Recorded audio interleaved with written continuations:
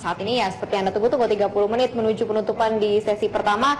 Saya akan memberikan banyak rekomendasi untuk Anda. Kalau tadi saya sudah berbincang bersama dengan Bapak Muhammad Al-Amin, analis milenium dan utama sekuritas. Saat ini saya lengkapi informasi Anda dengan Bapak Agema Guyardi, Presiden Direktur Astronaci Internasional. Apa kabar Pak Agema? Baik ya. Tadi saya banyak mendapatkan gambaran begitu dari Pak Amin, dan Pak Amin menyatakan bahwa lebih baik koleksi saham-saham yang secara fundamental bagus, dan itu ada di sektor bank, di sektor properti, kemudian consumer, dan juga satu lagi adalah mining ya. Nah, menurut Mas Gema seperti apa?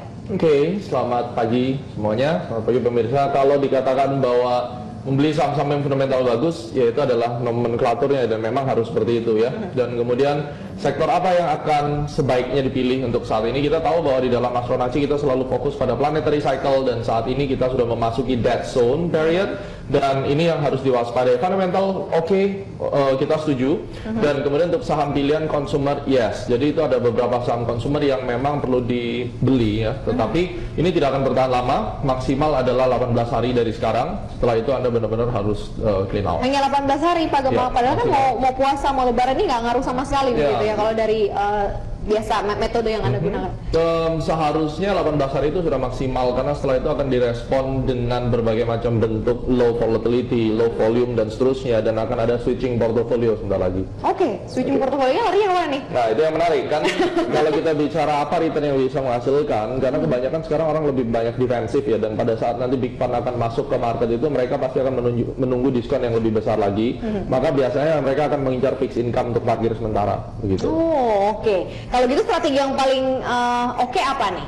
Kalau sampai nanti dulu setelah lagi masa puasanya berjalan, atau seperti apa? Pada dasarnya 18 hari window itu kurang lebih 1 bulan. Kita bisa memanfaatkan untuk trading ya. Jadi untuk Anda yang memang bukan tipe pemain mid term, Anda selalu mencari satu opportunity, dan dari consumer kemudian mining memang masih memberikan peluang, apalagi oil masih terus akan naik sampai 50-an kurang lebih. Jadi saham-saham yang tidak terkorelasi dengan indeks itu bisa kita pilih, tapi Anda harus perhatikan bahwa indeks kita ini tidak lagi berada di dalam trend bullish, dan dia mulai masuk di dalam fase distribusi yang akan terus turun sampai 4.500, dan Anda harus mengurangi saham-saham yang memang menjadi market leader dari market ya. Jadi ini yang harus menjadi satu patokan. Oke, kita bicara consumer, ada ICBP, kemudian ada gudang garam, ini yang tidak terkorelasi tinggi dengan IHSG, jadi dia jalan sendiri. Kemudian kalau kita bicara dari mining, situ saya lihat ada ITMG, terus kemudian oil ya, lebih ke oil itu ada ELSA. Jadi saham-sahamnya benar-benar kita pilih dan tidak terkorelasi langsung atau memiliki beta yang tinggi terhadap IHSG. Oke, kalau properti sendiri seperti apa? Kalau Anda ada komentar tentang kalau kita bicara tentang cycle, pada saat property sektor itu mulai naik sedangkan banking sektornya turun, kita bicara cycle rotation, itu adalah merupakan salah satu lonceng bahwa market itu sebenarnya akan sakit. Jadi sejak dari 2003 sampai sekarang itu selalu berulang ya. Yang namanya property cycle itu mulai up dikala semuanya mulai down, dia adalah lokomotif. Kalau lokomotifnya banking, katakan ini gerbong terakhirnya properti. Gitu. Jadi itu merupakan sinyal Anda boleh trading tapi with very cautious. Baik, tadi dua yang sudah di-mention Pak Amin, yaitu adalah Sumarekon dan juga BSD. Saya ingin lihat view dari Anda Pak Gema untuk dua emiten ini. Oke, Sumarekon bergerak di dalam trend sideways untuk 18 hari ke depan tidak akan lebih dari 1.700. Kemudian dia juga tidak akan turun di bawah 1.350. Untuk saat ini Anda aiming dalam 2 sampai 3 minggu ke depan, target price 1.650. Itu untuk Sumarekon. Untuk Sumarekon ya. Untuk Bumi Serpong namanya? Untuk BSDE ini merupakan saham yang juga masuk di dalam satu pola sideways trend. Di situ kita bisa melihat 1900 adalah maksimal target yang akan dicapai dalam waktu 15 hari ke depan. Itu adalah untuk BSDE, tetapi not for investment untuk saat ini.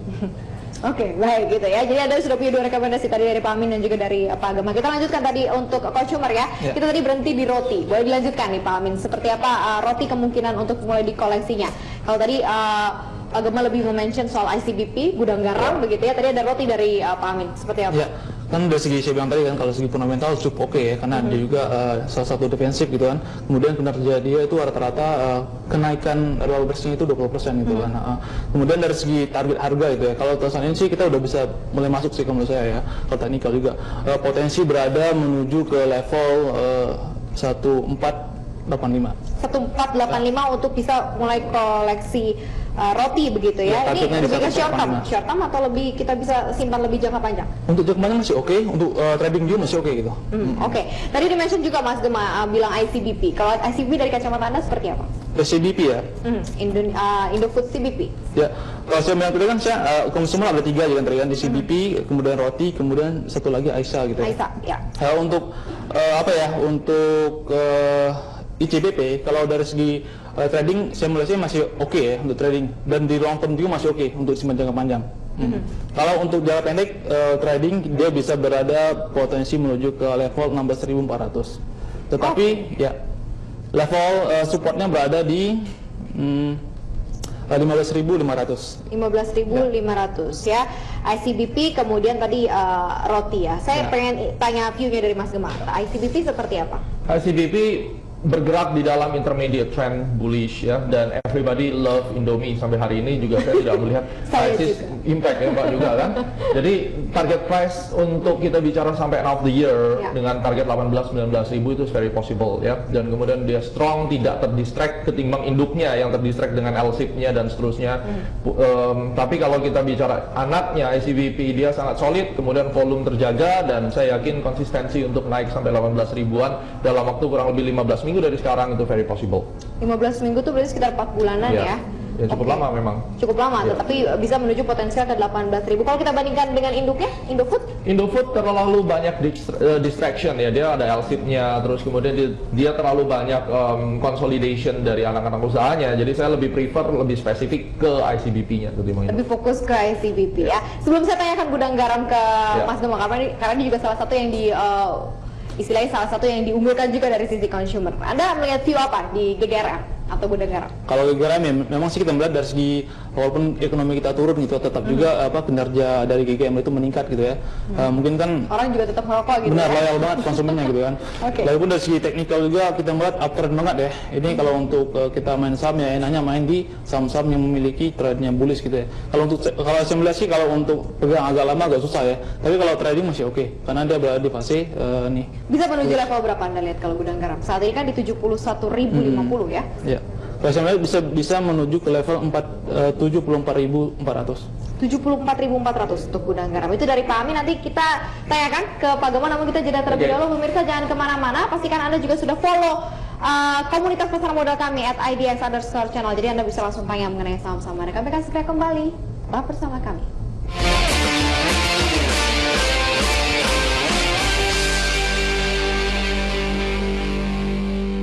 Terima kasih pemirsa, Anda masih bersama kami di IDX Precision Closing, khususnya di segmen Battle Recommendation, Battle Analysis. Dan saat ini saya sudah bersama juga Bapak Muhammad Al-Amin, analis Millennium dan Utama Sekuritas, dan juga Bapak Gema Guyardi, Presiden Direktur Astronaci Internasional. Tadi kita sudah dengar beberapa pandangan dari saham-saham yang terkait dengan consumer, kemudian juga jadi ada beberapa juga view dari properti dan juga beberapa sektor lainnya. Nah sekarang saya ingin ajak Anda lihat saham-saham yang banyak Anda respon dalam deretan gainer stock untuk Anda beli, Anda koleksi, dan saham-saham yang banyak Anda lepas ke pasar dalam loser stock. Ini dia deretan top gainers dan juga top loser. Bisa Anda saksikan pemirsa di layar televisi Anda saham apa saja yang masuk ke dalam top gainers dan juga top loser. Ini dia untuk Anda informasinya dari top gainers dan juga top loser. Bisa Anda saksikan di layar televisi Anda, sudah ada atau belum deretan movers dan juga gainers stock. Bisa Anda lihat. Sebenarnya beberapa sih bisa saya update begitu ya dari sini, mungkin dari deretan gainers versus volume-nya. Nah ini dia gainers versus volume atau value. Ada Ralph, kemudian Elsa, Excel, dan juga Pegas. Elsa masih based on mining, ada juga oilnya di situ, kemudian Excel telekomunikasi, infrastruktur, Pegas juga masih berhubungan dengan energi, migas, dan Ralph ini retail. Nah apakah ini juga sudah mulai masuk ke dalam fasenya ya untuk Ralph, Elsa, kemudian Excel, dan juga Pegas. Sementara untuk deretan loser stock, saham-saham yang masuk ke dalam deretan top loser menjelang penutupan di sesi pertama, bisa Anda lihat di layar televisi Anda pemirsa saham-saham apa saja. Ada MNCN terkoreksi, kemudian Steelpad juga dilepas ke pasar, dan juga Aisyah ada koreksi, dan KB Pharma juga ada koreksi. Dari farmasi, dari consumer, kemudian sektor pipe atau pipa ya, dan media di situ ada di deretan loser stock. Tadi view gudang garam dari sektor consumer yang juga termasuk diunggulkan begitu sudah disampaikan oleh Pak Amin. Kalau dari Pak Gemma seperti apa untuk GGRF gudang garam? Oke, very nice. Kalau tadi dikatakan 74.000 it's very short term dan memang harus dilalui karena roadmap perjalanan dia di dalam masa yang akan datang seharusnya minimal itu mencapai 77.000 based on the harmonic pattern, dan kemudian kita bisa melihat area-area harmonic resistance yang akan dicapai di sana. Tentunya karakter dari gudang garam ini bukan seperti ICBPI, dia lebih cenderung bermain dengan range waktu sekitar 2 minggu per cycle-nya. Artinya sekarang di dalam kondisi yang mulai melemah, dan Anda boleh perhatikan nanti tanggal 26 dan tanggal 27 pada saat moon declination di selatan ekuator bumi akan memberikan satu kesempatan untuk mulai naik lagi untuk saham gudang garam. Jadi sebaiknya dibeli kemudian disimpan dalam jangka waktu? Ya cukup. Kalau kita bicara gudang garam, Anda bisa hold cukup sabar ya 1 kuartal misalnya. Jadi ini termasuk saham defensif. Ketika saham-saham yang lain yang cukup agresif tidak lagi bisa memberikan return, saya rasa gudang garam juga bisa mulai menarik gitu. Oke, itu dia ya view dari kedua analis kita di sini terkait dengan gudang garam. Aisyah adalah salah satu yang juga Anda rekomendasikan dari consumer ya. Benar, ya. Nah hari ini ada koreksi sedikit di Aisyah. Seperti apa view dari Anda Pak Amin? Kalau saya sih, saya melihat lebih jangka panjang ya mainnya ya. Karena kita melihat juga dengan aksi koperasi dia gitu kan, menjual saham gold gitu kan, itu sangat bagus banget loh untuk Aisyah. Karena kan dia hanya fokus kan ini untuk consumer doang gitu loh. Ya untuk beras, kemudian ada makanan juga gitu kan. Itu sangat bagus banget. Saham sawitnya dilepas gitu benar, ya. Kan kinerjanya jadi bersih gitu, jadi jadi sehat jadinya. Terus sebelumnya kan yang memberi kinerja Aisyah itu sebenarnya kan yang gold itu kan, yang presentation itu rugi, kemudian dia banyak utang juga gitu kan. Oke, bisa ke level berapa kira-kira Aisyah? Kalau sekarang kan lagi terkoreksi nih. Kalau seandainya kita mulai cicil beli, kalau Anda sarankan begitu ya, seberapa besar upside potensial yang bisa diraih di Aisyah? Oke, kalau untuk Aisyah ya, kalau saat ini masih koreksi ya, tapi kita bisa beli jika dia turun menyentuh di level 1245. Itu bisa udah bisa mulai koleksi untuk di level itu karena ada potensi untuk menuju ke level sananya. Tapi untuk jangka panjangnya itu dia bisa berpotensi menuju ke 1600. Ke 1600. Ini ada view berbeda mungkin Pak Gemma dari Aisyah? Mungkin saya lebih suka nawar ya di 3.200 ya. I prefer di 1.200 atau tidak beli sama sekali. Atau tidak dikoleksi sama sekali untuk Aisyah. Itu pilihan Anda ya pemirsa ya. Kita coba lihat banyak yang direspon juga oleh pemirsa di deretan gainer stock, di antaranya mining kembali lagi ambil posisi terutama di Elsa ya atau El Nusa karena naik 7,84%, 40 poin. Keberat Anda Pak Gemma? Mudah-mudahan 650 kena. Ya, karena korelasinya Elsa itu sangat tinggi ke oil, delaynya sekitar 2 hari, dia tidak terkorelasi dengan IHSG, bahkan bisa dikatakan cuek terhadap market kita. Jadi memang benar kalau Anda mau trading di Elsa, Anda harus benar-benar lihat oil chart, dan selama oil masih memiliki tendensi untuk terus naik, per 2 hari dari setiap closing price oil, Elsa akan bereaksi, dan itu target price-nya mudah-mudahan optimisnya di 650 bisa tercapai, itu paling jauh ya. Kalau ambil di posisi sekarang cukup beresiko nggak nih Pak Gemma? Apabila Anda belum punya posisi yang sebelumnya dan Anda ingin membeli Elsa, tentunya dengan strategi bertahap masuknya, Anda bisa masuk antara 540 sampai 540, dan pada saat harga turun di bawah 500 Anda short selling terlebih dahulu, dan berikutnya kita cari another opportunity untuk entry. Tetapi memang Anda mau trading Elsa, maka sekarang tidak jelek juga kalau Anda memang mau masuk. Cuma ingat stop loss-nya 10%. Stop loss-nya 10%, betul. Masih akan ada uji resisten lagi nggak sih Mas? 10 hari? Ya, sekarang dia tidak memiliki resisten apa-apa. Resisten yang akan dicapai itu nanti di 650, itu tantangan terberat Elsa nanti. Jadi ya ini ya, Anda cukup spekulasi, tapi mungkin ya bisa tadi diikuti saran dari Pak Gemma. Kalau gambaran dari Anda Pak Amin? Saya setuju ya dengan sama Bapak Gemma ya, karena korelasinya sangat positif terhadap ini ya, kalau harga minyak menguat dia juga ikut menguat gitu. Tapi kalau untuk di sini saya kalau untuk masuk sekarang ya itu agak riskan ya, karena saya melihat kalau dari saya gitu ya, kalau masuk sekarang tuh upside-nya agak kecil ya, karena resistnya berada di 570 dekatnya. Resistnya di 570 ya. Masih ada resisten disebut 570, walaupun Pak Gemma tadi melihat sebenarnya ini adalah uji ke 650, ini yang berat begitu ya untuk Elsa. Kita dari Elsa kita ke RALS, ini retail sales, retail stock begitu ya, apakah ini juga sudah cukup bisa menarik ke RALS, karena hari ini juga naik 8,9%, 65 poin dari Anda, Pak Amin? Kalau lihat dari segi RALS kan itu retail ya, mungkin ini juga ada korelasinya juga dengan ini ya, dengan lebaran gitu kan, puasa gitu. Ini udah naik cukup tinggi ya, dan dia juga ada aksi koperasi bagi dividen juga cukup tinggi ya, dia, berapa ya, 35 kalau nggak salah per lembarnya gitu. Kemudian kalau dari segi teknikalnya itu kalau menurut saya sih taking profit sih untuk saat ini gitu, karena dia nggak bisa menyentuh ini ya level resistnya di 805. Oke. Ya. Jadi lebih baik keluar gitu dari market Sebaiknya warehouse. keluar ya, taking profit dulu. Kalau belum punya berarti jangan ambil posisi Iya. sama sekali gitu ya. Pak Gemma, dari Anda? Oke, saya kasih roadmap ya. Kalau tadi udah dibahas detail, saya kasih roadmap aja.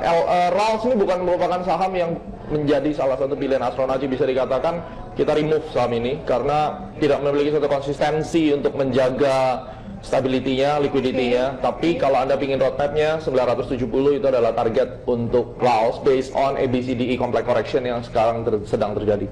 Oke, sebenarnya kalau sudah di remove begitu ya dari sistemnya Astronaci, ada saham retail yang menarik lainnya nggak, Pak Gemma? Makin hari makin berkurang. Bursa Efek Indonesia ini saham-saham yang berkualitas yang safety. Kita fokusnya ke safety bukan profit. Itu makin hari makin dikit dan tidak lebih dari 50 saham yang layak untuk dibeli. Oke. Yap. Including retail di dalamnya? Including retail, apapun itu maksimal itu 50 saham, itu pun udah berat. Jadi kalau kita bicara untuk expected 25% sampai 40% setahun growth, which is kita dalam 2 tahun, 3 tahun terakhir bisa maintain ya 25%, itu tidak lebih dari 20 saham. Sisanya akan membuat portofolio Anda berantakan. Aduh, gimana nih ya pemirsa ya? Kalau XL masuk nggak Mas? Karena XL hari ini juga banyak direspon oleh pemirsa, naik 2,53%, 80 poin. XL itu bearish trend, kenaikan paling jauh di 3.400. Ya, itu based on dari dynamic resistance dengan menggunakan exponential moving average, itu berulang akan seperti itu. Dan kalau Anda memang mau scalpingan ya 3.200, target price 3.450, silakan Anda nikmati ya. Tapi ingat, ini bergerak di dalam trend bearish. Sekali market merah dan dia ikut merah, maka di bawah 3.150 Anda harus jual. Oke, ini dia ya mapping dari Pak Gemma dan juga Pak Amin. Yang tadi adalah gambarannya salah satu hanya tinggal mungkin 50 yang bisa secara dari sisi safety-nya ya, iya. dari sisi safety keamanannya pemirsa. Nanti kita akan bahas lagi stock pick, jangan lupa disiapkan ya Bapak-Bapak sekalian. Usai jeda berikut ini jangan kemana-mana, tetap di IDX for Session Closing.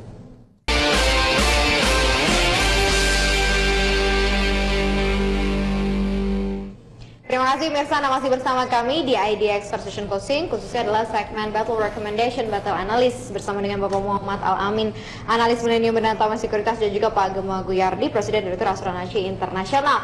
Dan kalau tadi Anda yang belum sempat juga menyaksikan perbincangan kami, Anda bisa langsung saja cek ke komunitas pasar modal kami di @idx_channel.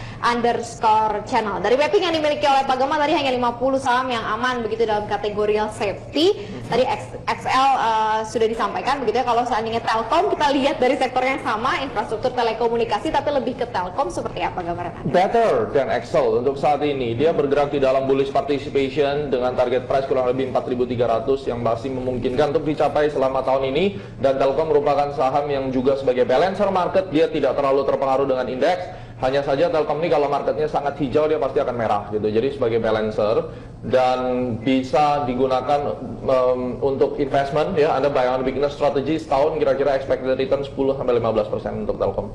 Untuk Telkom paling ya. Jauh. Itu kalau Anda buy and hold. Tapi kalau Anda mau dapat more profits di Telkom, Anda harus benar-benar memahami tentang price action trading. Anda bisa mengikuti swingnya. Oke, Ya. itu dia. Lebih mending sedikit begitu. Kalau gambaran Anda Pak Amin untuk Telkom? Oh, Telkom kalau untuk kinerjanya ini cukup bagus ya. Apalagi kita melihat prospek untuk Telkom itu sangat bagus, terutama ditopang oleh data gitu kan. Kemudian perkembangan e-commerce gitu kan. Kemudian juga kita melihat juga dari segi saham-saham yang lainnya gitu kan, kinerja keuangan yang lainnya, di mana Telkom ini cukup baik loh dibandingkan dengan saham-saham blue chip lainnya. Oke. Kemudian kalau menurut saya kalau ditahan juga ini masih ada potensial upside untuk investasi untuk jangka panjangnya. Kalau untuk trading itu kalau trading sih belum palingan nyampe di level di 3.800 doang gitu. 3.800-an ya untuk Telkom ya. Telkom. Oke, ini dua gambaran juga dari Pak Gemma dan juga Pak Amin. Kita lihat beberapa deretan saham yang masuk dalam generasi, tapi ini kali ini adalah versus frekuensi atau banyak ditransaksikan. Pegas, seperti apa Pak Amin? Kalau Pegas coba. Pegas, hari ini naik 3,04% di sesi 1 begitu ya, 70 poin di 2.370 saat ini. Oke, saat ini kalau dari si lihat teknikal juga kan dia udah mulai break ya. Break di level 12350 gitu ya. Ini kalau untuk kita trading ini cukup bagus loh, untuk posisi sekarang kita bisa masuk trading buy gitu. Dengan posisi bisa targetnya berada di 255. 255 ya, Ya. untuk Pegas, trading buy begitu. Trading buy. Saat ini 2370. Pak Gemma, kalau dari Anda, Pegas? Oke, saya memiliki satu prinsip, kita tidak akan melakukan trading kontrarian, ya. Oke. Jadi pada saat ini kita tahu bahwa dia di dalam bearish trend dan baru mencoba untuk kembali naik dan ada bullish divergence, false break, double bottom. Pertama kali dia akan naik 2550 is very possible. Kemudian kita akan beli pada the first pullback setelah naik itu. Jadi dia biarin dulu naik 2500-an sekian dan dia akan turun lagi. Pada saat turun berikutnya setelah itu baru kita akan masuk. Itu di 2300-an sekian. Nah, scalping ya oke, kalau Anda memang niatnya scalping ya Anda masuk aja sekarang juga nggak masalah. Target price yang terdekat sih 2500. So Anda punya Rp125, worth it atau tidak, ini yang jadi masalah. Personally saya no, karena saya trade dengan size yang besar, saya tidak mau keluar masuk. Kalau mungkin Anda size dengan mini size yang tidak akan bermasalah dengan lot, Anda boleh masuk anytime. Tapi kalau kita sudah masuk dengan porsi yang besar, Anda benar-benar harus mencari area demand atau bottom yang solid gitu. Oke, jadi belum kalau menurut kalau dengan lot yang cukup besar begitu ya? Saya sebagai trader, beliau analis ya. Jadi memang outlooknya ke 2500, tetapi untuk portion saya masuk, saya akan tata. Saya tidak akan masuk sekarang, tetapi the first pullback saya akan masuk. Oke, pilihan Anda lagi ya pemirsa ya. Tapi ini gambarannya sangat-sangat cukup menarik. Ini memberikan arahan juga untuk portofolio Anda. Ada dua properti yang juga aktif di frekuensi diperdagangkan di sesi satu ini. Ada PP Property 3,43%, 12 poin, dan juga ada Bekasi Fajar Industrial Estate yang juga hari ini banyak direkomendasikan atau banyak ditradingkan secara frekuensi. Pepro dulu, Pak Gemma, seperti apa? Oke, Pepro anak perusahaan daripada PTPP, trend bullish, dan ini masih akan lanjut sampai 450, mudah-mudahan itu bisa akan dicapai. Oke, rekomendasi Anda? Buy, ya, jadi buy-nya buy on weakness untuk saham ini. Dan ini merupakan saham yang kecil dengan volatility yang tinggi. Jadi pada saat Anda setup trading plan, ini risk to reward-nya memang 10 risk, 15 sampai 20% gain. Jadi berbeda dengan BBRI. Jadi jangan kaget kalau tiba-tiba beli di 362, diajak jalan-jalan ke 320 dulu. Ya memang range-nya seperti itu. Untuk Pepro ya, kalau dari Anda Pepro, Pak Amin? Kalau untuk Pepro ya, karena dia naik hari ini karena ini ya, karena dia juga mendapat penghargaan ya, pengembang terbaik ya. Dia juga memang salah satu anak usaha dari PTPP gitu kan. Kemudian dari segi teknikal gitu ya, saya melihat agak riskan ya untuk masuk di sini karena resikonya agak gede gitu. Kalau misalkan masuk di sini kan, itu resistennya berada di 378 gitu kan. Kemudian kalau untuk supportnya berada jauh banget gitu loh, berada di 320 gitu. Makanya agak risk-rewardnya saya melihat agak kurang bagus gitu untuk masuk di sini. Begitupun dari segi fundamental juga, kemarin saya udah cari valuasinya tuh sekitar berapa ya, sekitar 350. 350, oke. Dari sisi trader sih ini adalah momentum begitu ya, dari sisi analis ini agak sedikit nanti dulu begitu. Saya kembalikan lagi ke Anda ya. Pak Amin, Anda punya stock pick apa saja saham-saham yang mungkin bisa dilirik di sesi 2 nanti? Oke, saya melihat ada ICBP, LPPF sama Roti, dan yang keempat adalah BSDE. Oke, LPPF, ICBP, Roti, dan BSD. Kenapa Anda pilih saham-saham ini untuk bisa ditradingkan nanti? Oke, dan untuk saat ini juga saya melihat tadi kan sektor saya kan consumer sama properti ya. Maka saya melihat dari sektor properti sama consumer yang lebih menarik secara technical trading itu lebih baiknya adalah ICBP, LPPF, BSD sama Roti itu. Oke, itu topik dari Pak Amin.